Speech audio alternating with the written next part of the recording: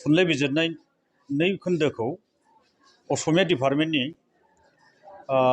Professor रम'द पन्डितखै बिथांखौ बेखेवनाय जादों आरो लोगोसे बेवहाय कृष्ण भुजेल आरो भुपेन संक्रां सानै बिथांमोनाबो दंफायोमोन।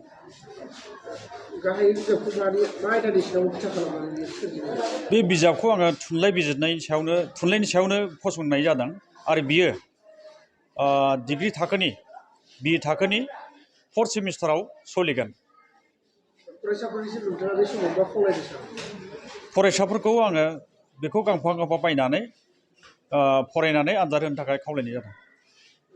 दा बे बिथिङावथ' नंगौआनो सैथो जे जोंनि बर' थुनलाइ लिरगिरिफ्रा एसे बांबोनो हमबाय, नाथाय फरायग्रायासो दासिमहालागै बाङाखै बा दासिमबो खम जानानै दं। दा बेनिखायनो आं खावलायो जे फरायगिरिफ्रा जाहाथे बर' बिजाबखौ फरायनो आवगायबोयो आरो बर' थुनलाइखौ जौगाखांनायाव हेफाजाब होयो। इयुनाव आङो गांनै बिजाब बेखेवगोन दा बावैनो। गांसेया जाबाय लखिमपुर जिल्लायाव बड'फा उपेन्द्रनाथ ब्रह्मनि दावबायनाय।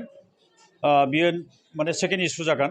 आगोलनिखौ माने एनलार्ज खालामनानै एबा फेदेरनानै बेखौ आङो एसे गोदानै लिरफिननाय जादों आरो बेखौ डिमान्ड खालामगासिनो दं रायजोफ्रा, बेखौ गोख्रै दिहुननांगौ होननानै। बेनिखायनो आङो बेखौ दा प्रिन्टिं जागासिनो दं।